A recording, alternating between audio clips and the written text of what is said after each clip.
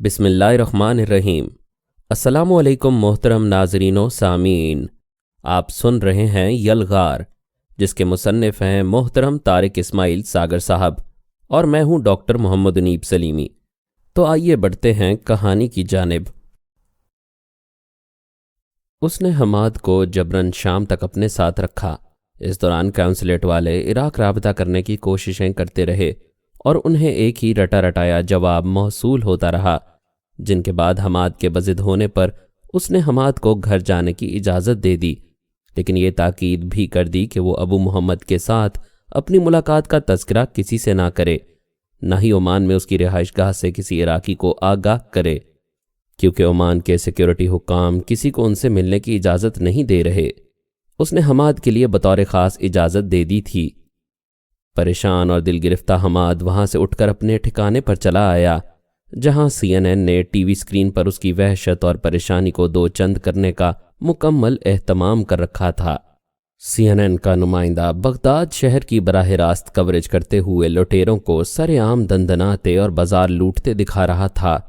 یہ لوگ سرکاری عمارات کے تالے توڑ کر اندر جا گھستے تھے اور وہاں سے ہر قابل ذکر شے اٹھا کر بھاگ رہے تھے۔ حماد کی آنکھوں نے یہ دل خراش منظر بھی دیکھا جب بغداد کے تاریخی میوزیم میں لوٹ مار کی جا رہی تھی اور وہاں سے چند قدم کے فاصلے پر بختر بند گاڑیوں میں بیٹھے امریکی فوجی اس منظر سے محظوظ ہو رہے تھے۔ وہ لٹیروں کو روکنے کے بجائے ان عورتوں اور مردوں کا تمسخر اڑا رہے تھے جو ان سے ہاتھ باندھ باندھ کر التجا کر رہے تھے کہ ان لٹیروں سے ان کی جان، عزت اور مال بچائیں۔ "This is none of our business." یہ ہمارا کام نہیں، امریکن فوجی خوف زدہ اور لٹیروں کے ہاتھوں زخمی عراقیوں سے کہتے۔ CNN کی نشریات پر یہ منظر تو اس کی آنکھوں میں خون کے آنسو رلا گیا جب اس نے موقع پر موجود نمائندوں کو کہتے سنا کہ ایک نوجوان لڑکی جو بمشکل ان وحشی درندوں سے جان بچا کر کسی نہ کسی طرح ایک ٹینک کے گرد جمع امریکیوں تک پہنچ گئی تھی۔ امریکیوں نے اس کی مدد کرنے کی بجائے کہے لگانے شروع کر دیے، اور جیسے ہی انہوں نے اپنا ٹینک وہاں سے ہٹایا، لڑکی کی طاق میں لگے لٹیروں نے اسے اٹھا کر اپنی کار میں پھینکا اور فرار ہو گئے۔ حماد کو احساس ہی نہ ہو سکا کہ کب اس کی آنکھوں نے لہو بہانا شروع کیا۔ آنسو اس کے گالوں پر پھیل رہے تھے اور منہ کا ذائقہ نمکین ہونے لگا تھا۔ اس سے چند فٹ کے فاصلے پر بیٹھے ابو سعد کا حال بھی حماد سے کچھ مختلف نہ تھا، لیکن تاریخ کا استاد ہونے اور بزرگ ہونے کے ناطے وہ صبر کیے بیٹھا رہا۔ کبھی کبھی کنکھیوں سے وہ حماد کے چہرے کی بدلتی کیفیات کا جائزہ لے لیتا۔ جب بے اختیار حماد نے بچوں کی طرح رونا شروع کر دیا تو ضبط کے سارے بندن توڑ کر اس کی آنکھوں نے بھی آنسو بہانے شروع کر دیے، لیکن جلد ہی وہ سنبھل گیا۔ اس نے خود کو نارمل کرتے ہوئے ریموٹ کنٹرول سے ٹی وی کا سوئچ آف کیا اور بے اختیار حماد کو گلے لگا کر تسلی دینے لگا۔ "میرے بچے، یہ ہماری تاریخ ہے۔ بغداد پہلی مرتبہ نہیں لٹا۔ 1285 میں ہلاکو خان نے بغداد کی 20 لاکھ آبادی میں سے 15 لاکھ مسلمانوں کو قتل کروا دیا تھا، کتب خانے جلا دیے تھے اور شہر کی اینٹ سے اینٹ بجا دی تھی۔ 1401 میں بغداد نے پھر تیمور لنگ کی صورت میں اسی عذاب کا سامنا کیا تھا، اور ایک صدی بعد 1508 میں مغربی حکمران شاہ اسماعیل نے بغداد پر قابض ہو کر سنی مسلمانوں کا قتل عام کیا۔ انہوں نے تو امام اعظم ابو حنیفہ رحمۃ اللہ علیہ اور حضرت شاہ عبد القادر جیلانی رحمۃ اللہ علیہ کے مزارات بھی اجاڑ دیے تھے۔ 1534 میں عثمانی خلافت یہاں آئی تو مسلمانوں نے کچھ سکھ کا سانس لیا، لیکن 1622 میں پھر ایرانی حکمران شاہ عباس اول نے اپنے پیش رو شاہ اسماعیل کی تاریخ دہرائی، اور 1638 میں خدا خدا کر کے دوبارہ سلطان مراد نے یہاں عثمانی خلافت کی تو لوگوں نے سکھ کا سانس لیا۔ اس نے حماد کو ایک آرام دہ کرسی پر بٹھاتے ہوئے کہا، "بیٹا، ہماری بدبختی یہ ہے کہ بغداد کو غیروں سے زیادہ اپنوں نے لوٹا۔ یہ لٹیرے بھی کوئی غیر ملکی نہیں ہیں، بغداد کے مضافات ہی سے یہاں لوٹ مار کرنے آئے ہیں۔ ہماری بدعمالیوں کی سزا ہے یہ۔ کاش ہمارے حکمرانوں نے تاریخ سے سبق سیکھا ہوتا۔ کاش مسلمان اپنی ہی تاریخ سے سبق سیکھ لیں۔ اس کی آواز بھرا گئی۔ ماحول بڑا غمناک اور سنجیدہ ہو رہا تھا جب اس کی بیوی نے دونوں کو زبردستی دوسرے کمرے میں لے جا کر دسترخوان پر بٹھا دیا۔ اپنے میزبانوں کا دل رکھنے کے لیے حماد نے چند لقمے زہر مار کیے تھے۔ اس کا دل اچاٹ ہو چکا تھا۔ بھوک پیاس غائب تھی اور رہ رہ کر ایک ہی خواہش سر اٹھا رہی تھی کہ وہ جتنی جلدی ممکن ہو بغداد پہنچے۔ اسے اب اپنے گھر سے زیادہ عراق کی فکر دامنگیر تھی۔ غیر ملکی افواج کو بغداد کی سڑکوں پر دندناتا دیکھنا اس کی غیرت ایمانی کے لیے کسی تازیانے سے کم نہیں تھا۔ ابو محمد کی یہ اطلاع اس کے دل و دماغ پر کسی ٹائم بم کی طرح پھٹی تھی کہ عراقی ریپبلکن گارڈز، جنہیں عراق کی حفاظت کے لیے مر جانے کا عہد دلایا جاتا ہے، مزاحمت کے بغیر ہتھیار ڈال رہی تھیں۔ اسے یاد آ گیا جب اس کی والدہ نے ایک روز کہا تھا، کاش صدام حسین اور اس کے بیٹے عراقی نوجوانوں سے اپنی اور عراق کی حفاظت کی بجائے عالم اسلام اور ملک و ملت کی حفاظت کا حلف لیتے۔ اسے آج اپنی ماں کی بات اچھی طرح سمجھ آ گئی تھی۔ ان لوگوں نے صدام حسین کے خاندان اور محلات کی حفاظت کا عہد کیا تھا، اور جب جنگ شروع ہونے سے پہلے ان محلات کے مالک اور صدام حسین ہی بھاگ گئے تو وہ اپنی جان کیوں ہلکان کرتے؟ تکریت، موصل، کرکک، رماوی اور فلوجہ میں جو مزاحمت ہو رہی تھی اس کی وجہ وہاں کے لوگوں کی دینداری اور قبائلی پس منظر تھا۔ یہ لوگ جو رجت پسند کہلاتے تھے عام عراقیوں سے مزاجاً مختلف تھے۔ موصل کے ایک مذہبی گھرانے سے تعلق کی نسبت سے حماد سے زیادہ اس حقیقت کو اور کون جان سکتا تھا؟ ابو محمد سے ملاقات کے 8 روز بعد ایک دن ابو محمد نے اسے بغداد جانے کے لیے گرین سگنل دے دیا۔ امریکیوں نے بغداد کا کنٹرول عملاً سنبھال لیا تھا، اور خصوصاً انہوں نے اردن اور شام سے ملنے والی سرحدوں سے عراقیوں کو ان ممالک میں آنے جانے کی اجازت دے دی تھی۔ عالمی ذرائع ابلاغ کے نمائندے بھی چونکہ انہی راستوں سے عراق میں آتے جاتے تھے، اور دنیا بھر سے برباد و تباہ حال عراقیوں کے لیے ریلیف بھی خصوصاً اردن کی سرحد سے عراق میں بھیجی جا رہی تھی۔ کیونکہ ابھی تک امریکیوں نے فضائی ٹریفک کی اجازت نہیں دی تھی، وہ خود بھی اس کا خطرہ مول نہیں لے رہے تھے۔ ابو محمد کی طرف سے حماد کو ملنے والی اطلاعات کے مطابق آج جبکہ امریکی قبضے کو 20 دن ہونے کو آئے تھے، بغداد ایئرپورٹ سے صرف 2 جہاز اڑ کر بغداد سے باہر گئے تھے۔ ان امریکی جہازوں کے پیٹ ان جہنمی عراقی جرنیلوں اور ان کے خاندان کے افراد سے بھر گئے تھے جنہوں نے عراق کو ان حالات تک پہنچانے کے لیے خدمات انجام دی تھیں، اور جو طویل مدت سے امریکن انٹیلیجنس ایجنسی کے تنخواہ دار ملازم تھے اور اپنے آقاؤں کی خوشنودی حاصل کرنے کی دوڑ میں ایک دوسرے سے آگے نکلنے کے لیے باولے ہوتے جاتے تھے۔ بغداد میں امریکی افواج کے داخل ہونے اور ہوائی اڈے پر کنٹرول حاصل کرنے کے چند گھنٹے بعد ہی جو 2 C-130 جہاز یہاں اترے اور اپنے مسافروں کو لے کر نامعلوم منزل کی طرف اڑے تھے، ان میں سے ایک C-130 میں جنرل واحد اپنی 3 بیویوں اور بچوں کے ساتھ ہی اپنا منہ کالا کر گیا تھا۔ یہ وہی جنرل واحد تھا جس نے صدام حسین کے بیٹوں کو ایک طویل عرصے سے بے وقوف بنا رکھا تھا اور جس پر وہ خود سے بھی زیادہ اعتماد کرتے تھے۔ CIA کے اس تنخواہ دار ملازم نے کمال مکاری سے صدام حسین اور اس کے بیٹوں سے دوست دشمن کی شناخت کی تمیز ہی چھین لی تھی، اور جب حکمرانوں سے یہ شناخت چھن جائے تو تباہی و بربادی ان کا مقدر بن جایا کرتی ہے۔ تاریخ کا کلہاڑا چل گیا تھا۔ وقت صدام کے بیٹوں کے رعونت کو روندتا ہوا آگے ہی آگے بڑھتا چلا جا رہا تھا، اور اب وقت آ گیا تھا جب مرادان حر کو میدان عمل میں اترنا تھا۔ یہ وہ لوگ تھے جو صدام کے بھی معتوب تھے اور امریکیوں کی آنکھوں میں بھی ہمیشہ کانٹوں کی طرح کھٹکتے تھے۔ دم رخصت جب ابو محمد نے اسے اعتماد میں لیتے ہوئے بڑی ہی رازداری سے بتایا کہ اس کی مصدقہ اطلاعات کے مطابق فلوجہ، رماوی، موصل اور کرکک میں مقامی سطح پر ہونے والی مزاحمت منظم ہو رہی ہے، تو حماد کو یوں لگا جیسے کسی نے اس کے جلتے کلیجے پر برف کا بلاک رکھ دیا ہو۔ الحمدللہ، اس کے منہ سے بے اختیار نکلا، اور وہ اپنے سفر کی تیاریوں میں مصروف ہو گیا۔ اسی رات قریباً 2 بجے ایک BMW کار ابو سعد کے گھر کے باہر آ کر رکی، جس میں پہلے سے عراق جانے والا نوجوان شرجیل سوار تھا۔ وہ بھی حماد کی طرح بغداد کے ایک معزز گھرانے کا بیتا تھا، جو 2 سال سے ادے حسین کے ایک قریبی ساتھی کے عتاب سے بچنے کے لیے عمان میں چھپا بیٹھا تھا۔ ابو سعد اور اس کے گھر والوں نے دونوں کو دعاؤں اور اپنا خیال رکھنے کی تلقین کے ساتھ رخصت کیا تھا، اور BMW کا تجربہ کار اور مشاق ڈرائیور رات کے اندھیرے میں گاڑی کو اڑاتا ہوا سرحد کی طرف جا رہا تھا۔ عمان سے عراقی سرحد کا فاصلہ قریباً 350 کلومیٹر تھا۔ رات کے پہلے پہر سفر آغاز کرنے کا مطلب انہیں سرحد پر موجود اردن کے سرحدی امیگریشن آفس جا کر سمجھ آیا۔ عمان سے الصفاوی، الروحہ اور الرشید سے گزرتے اب وہ الکرامہ پہنچ چکے تھے، جو آخری سرحدی قصبہ تھا۔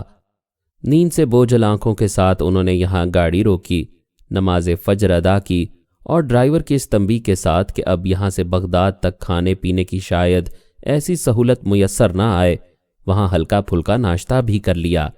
عمان سے اتنی جلدی روانگی، پھر شرجیل اور حماد دونوں چیں بجبی تھے۔ انہیں سمجھ نہیں آ رہی تھی کہ آخر BMW کے ڈرائیور کو ایسی کیا جلدی ہے۔ اگر وہ صبح فجر کی نماز ادا کر کے بھی سرحد کے لیے روانہ ہوتے تو 8-9 بجے تک آسانی سے وہاں پہنچ جاتے اور سرحد عبور کر لیتے، لیکن یہاں آ کر انہیں ڈرائیور کو داد دینا پڑی۔ اس نے واقعی عقل مندی کا مظاہرہ کیا تھا۔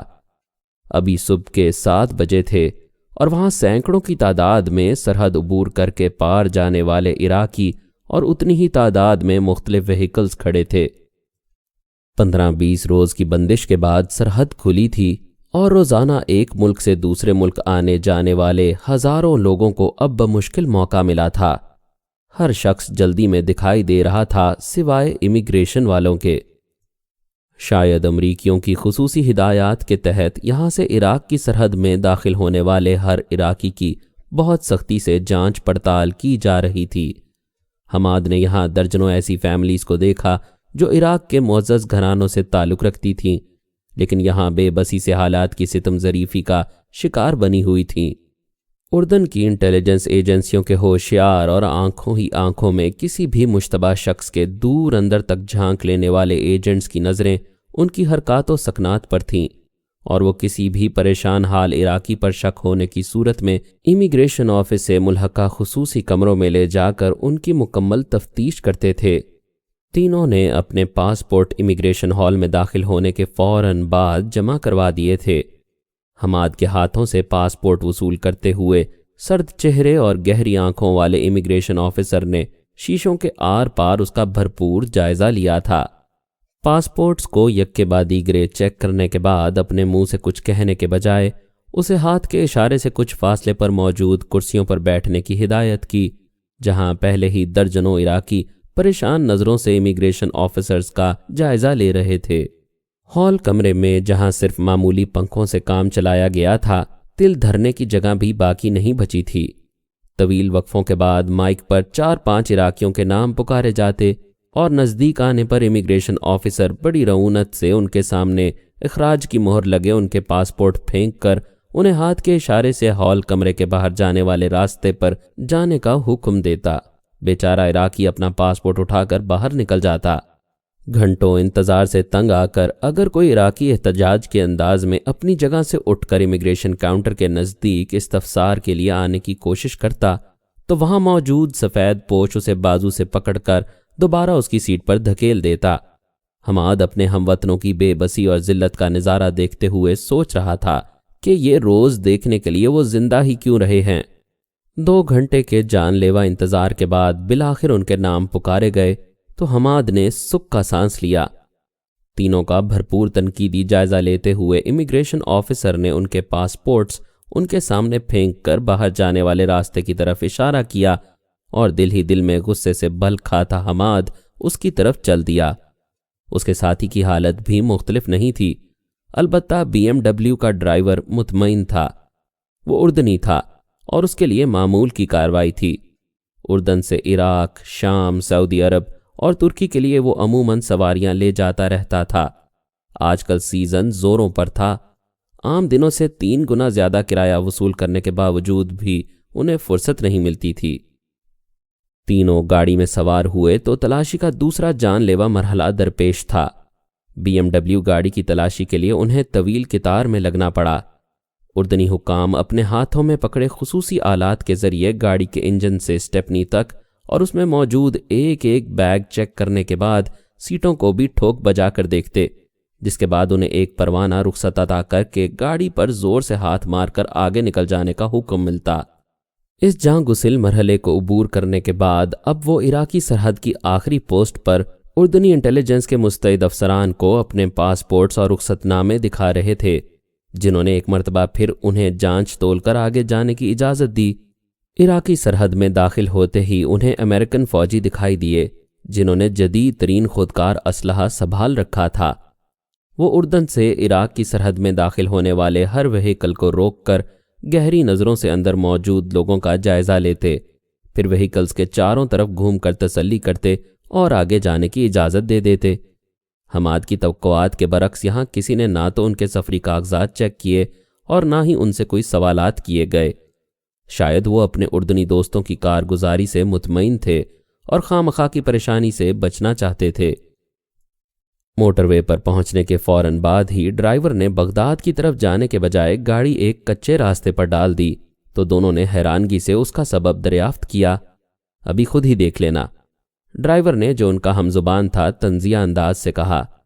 اب وہ ایک سرحدی گاؤں کے ڈیرے پر پہنچ چکے تھے جہاں پہلے سے کچھ گاڑیاں کھڑی تھیں۔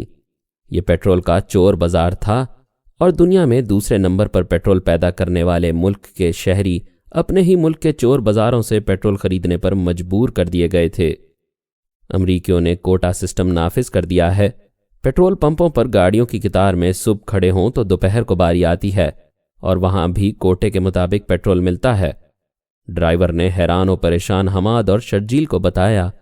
حماد کے لیے اب کوئی بھی خبر تشویشناک نہیں رہی تھی۔ اسے اس بات کا اندازہ اور علم ابو محمد سے ہو چکا تھا کہ اب من حیث القوم ذلت ان کا مقدر بن چکی ہے، کیونکہ امریکیوں نے سب سے پہلے ان کی عزت نفس پر حملہ کر کے انہیں بے بسی کے احساس سے دو چار کر کے یہ احساس دلانے کی کوشش شروع کی تھی کہ اب وہ زمین پر رینگنے والے حشرات الاراض سے زیادہ حیثیت نہیں رکھتے اور اس صورتحال سے انہیں صرف امریکی ہی نکال سکتے ہیں۔ حماد کے لیے ان حقائق سے آنکھیں بند رکھنا تو ممکن نہیں تھا، لیکن یہ بھی ممکن نہیں تھا کہ وہ حالات سے سمجھوتا کر لے۔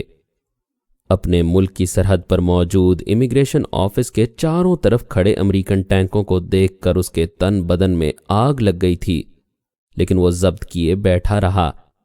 فی الوقت وہ اس پوزیشن میں بھی نہیں تھا کہ یہاں کسی کو اپنی اصل شناخت بتائے۔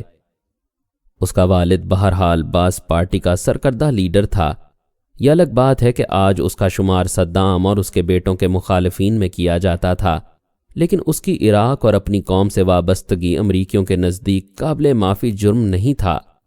صحرا کے بیچوں بیچ بنی موٹر وے پر BMW برق رفتاری سے بھاگ رہی تھی اور حماد کھڑکی کے شیشے سے باہر صحرا میں جھانک رہا تھا، جہاں تاحد نگاہ ٹینکوں، گاڑیوں اور دوسرے پرائیویٹ وہیکلز کے ڈھانچے بکھرے دکھائی دے رہے تھے۔ ان ٹینکوں اور توپوں کو کسی جنگی مقابلے کے بعد تباہ نہیں کیا گیا تھا، بلکہ یہ عراقی ریپبلکن کا وہ جنگی ساز و سامان تھا جو ان کے ہتھیار ڈالنے کے بعد امریکیوں نے اس صحرا میں تباہ کر دیا تھا۔ امریکن ایسا ہی کرتے ہیں؟ حماد کو یاد آ گیا، اس کے والد بتایا کرتے تھے کہ امریکی جس ملک پر بھی قبضہ کریں، دشمن فوج کا اسلحہ اپنے پاس رکھنے کے بجائے اسے وہیں تباہ کر دیتے ہیں، کیونکہ کچھ عرصے کے بعد اس ملک میں قائم ہونے والی حکومت کے پاس اپنے ملک کی فیکٹریوں میں موجود اسلحے کے انبار فروخت کر سکیں۔ یہاں بھی انہوں نے ایسا ہی کیا تھا، لیکن اس صحرا میں آرمی وہیکل سے زیادہ سویلین کاروں کے ڈھانچے دکھائی دے رہے تھے۔ یہ وہ بدقسمت عراقی ہیں جو امریکی بمباری کے بعد اپنی جانیں بچا کر اردن اور شام کی سرحد کی طرف بھاگ رہے تھے۔ امریکی طیاروں نے انہیں بھی پرائم ٹارگٹ سمجھ کر مار ڈالا۔ وہ ہر حرکت کرتی ہوئی شے کو تباہ کر دیتے تھے۔ ڈرائیور نے شاید حماد کی آنکھوں میں موجود سوال پڑھ لیا تھا۔ کیا بالکل مزاحمت نہیں ہوئی؟ شرجیل نے تڑپ کر دریافت کیا۔ ہوئی تھی، بالکل معمولی، بس ذاتی سطح پر۔ دراصل ان لوگوں کا مواصلاتی نظام تو تباہ ہو چکا تھا، ایک دوسرے سے کٹ کر رہ گئے تھے بیچارے۔ کمانڈ اینڈ کنٹرول سسٹم تو تباہ ہو چکا تھا، کس سے ہدایت لیتے؟ امریکیوں کے پاس انہیں گمراہ کرنے والا نظام موجود ہے۔ انہوں نے مقامی کمانڈروں تک ان کے اعلیٰ افسران کی طرف سے غلط احکامات کی ترسیل شروع کر دی تھی۔ کسی کو کچھ سمجھ نہیں آتا تھا، کیا کرے، کدھر جائے۔ کسی نے اگر کچھ کیا تو صرف اپنی مرضی سے، اپنے اندازے سے۔ دیکھو نا میرے عزیز، جنگ ایسے تو نہیں لڑی جاتی نا، میں بھی سابق فوجی ہوں، ہم نے اسرائیل کے خلاف الکرامہ کی جنگ میں حصہ لیا تھا، جانتے ہو نا تم الکرامہ کی لڑائی؟ اس نے تحسین طلب نظروں سے باری باری شرجیل اور حماد کی طرف دیکھا۔ ہاں ہاں پتہ ہے مجھے، شرجیل نے جان چھڑانے کے لیے کہا۔ حماد کو یاد تھا، اس نے تاریخ کی کتابوں میں پڑھا تھا، جب 1967 میں اسرائیل نے اردن کے سرحدی شہر پر قبضہ کر لیا تھا تو ہاشمی فوج کے جاں بازوں نے الکرامہ کے جان توڑ مارکے کے ذریعے انہیں واپس دھکیلا تھا۔ میں گزشتہ 12 سال سے سینکڑوں مرتبہ اس سرحد کے آر اور پار جا چکا ہوں۔ مجھے سیاست سے کوئی دلچسپی نہیں، لیکن مسلمان ہونے کے ناطے بہت امید تھی کہ ہمارے عراقی سپاہی… اس کی آواز بھرا گئی، وہ خاموش ہو گیا۔ حماد کو یوں لگا جیسے کسی نے بہت زور سے اس کے دل کو مٹھی میں لے کر بھینچ دیا ہو۔ ہم انہیں چھوڑیں گے نہیں، یاد رکھنا، ہمیں فلوجہ اور موصل کی ماؤں نے جنم دیا ہے، ابھی عراقیوں کی غیرت زندہ ہے، تم میری بات سن رہے ہو نا؟ اس نے آستین سے آنکھوں میں آئے آنسو پونچھتے ہوئے BMW کے ڈرائیور سے کہا۔ میں جانتا ہوں مسلمان بے غیرت نہیں ہوتا، کسی وقتی جذبے کے تحت وہ مصلحت کوش ہو جائے تو الگ بات ہے، لیکن وہ اس طرح اپنے لٹنے کا تماشا نہیں دیکھ سکتا۔ فلسطینیوں کی مثال تمہارے سامنے ہے۔ اردنی ڈرائیور نے اس کی طرف دیکھے بغیر اسکرین پر نظریں جماتے ہوئے کہا۔ ہاں ہاں تم ٹھیک کہتے ہو۔ شرجیل نے اپنی آنکھوں سے کسی بھی لمحے گر پڑنے کو بےتاب آنسوؤں پر ضبط کرتے ہوئے کہا۔ پھر تینوں خاموش ہو گئے۔ خاموشی کا یہ جان لیوا وقفہ طویل ہوتا جا رہا تھا۔ اچانک ہی شرجیل کی آواز ان کے کانوں سے ٹکرائی۔ وہ ایک قدیم عربی گیت گا رہا تھا۔ فلوجہ کے رہنے والے شرجیل کو بچپن سے اپنے کانوں میں گونجتا اپنی ماں کا ایک گیت یاد آ گیا۔ ٹھہرو ٹھہرو، ابھی ہم ہارے نہیں، ابھی ہمارے گھوڑوں کی ٹانگوں میں بڑا دم ہے، ہم صحراؤں کے بگولے ہیں، دیکھ لینا تمہیں ریت کی طرح اڑا کر لے جائیں گے۔ گیت کی دھن حماد کے لیے جانی پہچانی تھی۔ اس کی آواز بھی اب شرجیل کی آواز میں شامل ہو چکی تھی۔ بغداد سے پھوٹنے والی عراقی موٹر وے کا ایک سرا شام اور دوسرا اردن سے ملتا ہے، جبکہ دونوں ممالک کی طرف سے آنے والی سڑکوں کا نقطہ اتصال بغداد سے کوئی 250 کلومیٹر دور ہے، جہاں سے پھر فلوجہ کے پہلو سے نکل کر ٹریفک بغداد میں داخل ہوتی ہے۔ اردنی ڈرائیور النجار اور الانبار سے گزرتا اب فلوجہ کے نزدیک پہنچ چکا تھا۔ تھوڑی دیر بعد وہ بغداد میں داخل ہو رہے تھے۔ راستے میں کہیں کہیں ان کا ٹکراؤ امریکن بختر بند دستوں سے ہوا، جو برق رفتاری سے ان کے نزدیک سے گزر جاتے تھے۔ ہوشیار ڈرائیور امریکن ٹریفک کو دیکھ کر اپنی گاڑی اس طرح سڑک کے کنارے کر لیتا تھا جیسے امریکیوں سے بچ کر نکل جانا چاہتا ہو۔ اس کی زبانی انہیں علم ہوا کہ امریکیوں نے 2 روز پہلے شاہراہ پر ایک BMW کی گاڑی کو محض اس جرم میں اڑا دیا تھا کہ اس کے ڈرائیور نے امریکن قافلے کو راستہ دینے میں تاخیر کی تھی۔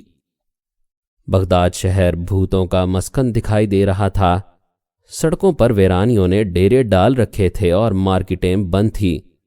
ڈرائیور کے بیان کی تصدیق انہیں یہاں آتے ہی ایک پیٹرول پمپ کے سامنے سے گزرتے ہوئے ہو گئی، جہاں گاڑیوں کی قطار لگی تھی اور امریکن فوجی ڈرائیورز کی طرف بندوقیں تانے کھڑے تھے۔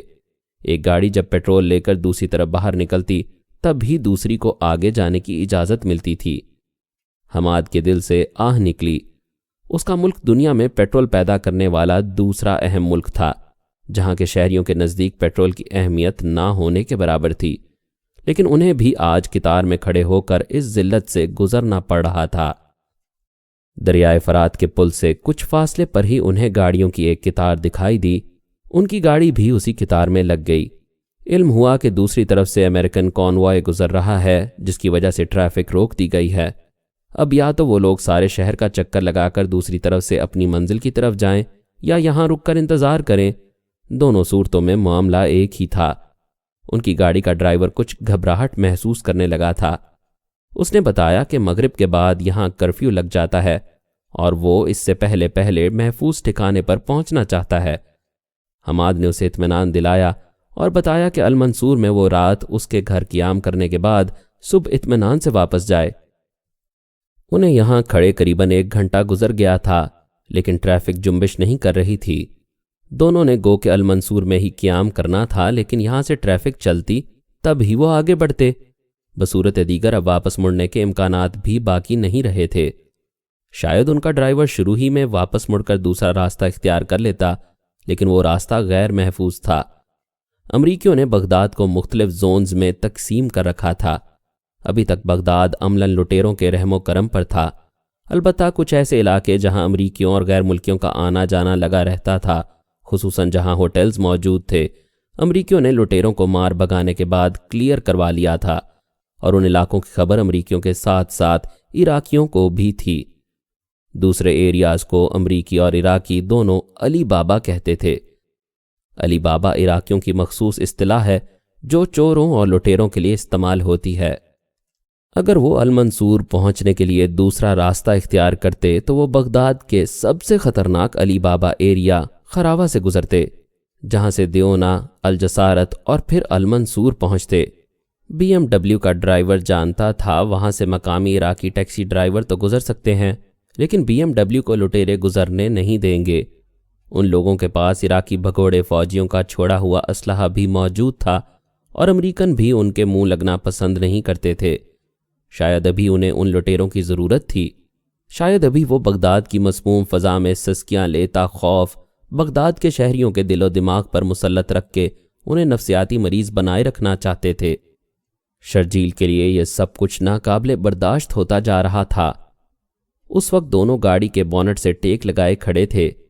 باقی لوگوں کی طرح وہ بھی اپنی طرف عجیب و غریب نظروں سے گھورتے امریکیوں سے آنکھیں چرانے کی کوشش کر رہے تھے۔ اچانک ہی جیسے شرجیل پر دیوانگی کا دورہ پڑ گیا، وہ تیزی سے اس امریکی سارجنٹ کی طرف بڑھا جو اپنے ساتھیوں کو عراقیوں کے لیے کوئی ہدایات دے کر ان پر سختی سے عمل کرنے کی تلقین کر رہا تھا۔ تم لوگ ٹریفک کو کیوں نہیں گزرنے دیتے؟ شرجیل نے قدرے غصے سے امریکی سارجنٹ سے پوچھا۔ Who the hell are you؟ کون ہو تم؟ سارجنٹ نے ڈانٹتے ہوئے کہا۔ دیکھو، ہمیں المنصور پہنچنا ہے، شام کو کرفیو لگ جائے گا، اگر دوسرے راستے سے جائیں گے تو ہمیں لٹیرے مار ڈالیں گے، ہمیں جانے دو۔ شرجیل نے غصے اور درخواست کے انداز میں کہا۔ This is none of our business۔ مجھے اس سے کیا سروکار؟ امریکی سارجنٹ نے غصے سے پھکارتے ہوئے کہا۔ Then whose business is this؟ پھر کس کو سروکار ہے اس سے؟ شرجیل نے تقریباً چیختے ہوئے غصے سے کہا۔ امریکی سارجنٹ نے اچانک اپنی گن اس کی طرف سیدھی کر لی۔ وہ اسے کھا جانے والے انداز سے گھور رہا تھا، اور حماد کو یوں محسوس ہو رہا تھا جیسے کسی بھی لمحے امریکی اسے گولی مار دے گا۔ وہ تیزی سے شرجیل کی طرف بڑھا اور چاہا کہ اسے بازو سے پکڑ کر اپنی طرف کھینچ لے، لیکن شرجیل غصے سے بے قابو ہو رہا تھا۔ ہم نے تمہیں عراق میں نہیں بلایا تھا، تم نے یہاں غاصبانہ قبضہ کر رکھا ہے، یہاں کے سفید و سیاہ کے مالک بن گئے ہو، نکل جاؤ یہاں سے، ہمیں ہمارے حال پر چھوڑ دو۔ شرجیل نے گو کے غصے سے بے قابو ہو کر یہ فکرے عربی زبان میں ادا کیے تھے، لیکن اچانک امریکی سارجنٹ آگے بڑھا اور اس نے بندوق کی نالی حماد کے پہلو سے لگا دی۔ لیو ہم، چھوڑ دو اسے، وہ غصے سے بے قابو ہو رہا تھا۔ حماد نے کچھ کہنا چاہا، لیکن اچانک اس کی مدد کے لیے موجود ایک لمبے تڑنگے سیاہ فام امریکی فوجی نے اسے زور سے دھکا دیا اور بے خیالی میں حماد گاڑی کے دروازے سے ٹکرا گیا۔ اس سے پہلے کہ وہ کوئی ری ایکشن ظاہر کرے، عقل مند ڈرائیور نے اس کے منہ پر ہاتھ جمایا اور اسے گاڑی کے کھلے دروازے سے اندر دھکیل کر دونوں ہاتھ باندھ کر امریکی فوجیوں کی منت سماجت کرنے لگا۔ امریکیوں کا غصہ آسمان کو چھو رہا تھا۔ انہوں نے ڈرائیور کے منہ پر زوردار تمانچہ جمایا اور وہ بیچارہ حماد کی طرح دروازے سے ٹکرا کر دوبارہ زمین پر گر پڑا۔ اس کے ساتھ ہی 3 فوجیوں نے شرجیل کو وحشیوں کی طرح پیٹنا شروع کر دیا۔ جب وہ مار کھاتے کھاتے نیم بے ہوش ہو گیا تو ایک فوجی نے اپنے پاؤچ سے نائلن کی عجیب و غریب رسی نکالی۔ زمین پر گرے نیم بے ہوش شرجیل کو اوندھے منہ لٹا کر اس کی کمر پر بیٹھ گیا۔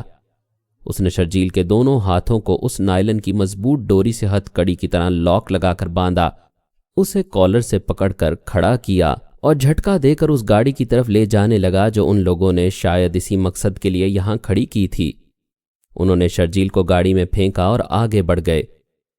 ڈرائیور کے ہونٹوں سے خون رس رہا تھا۔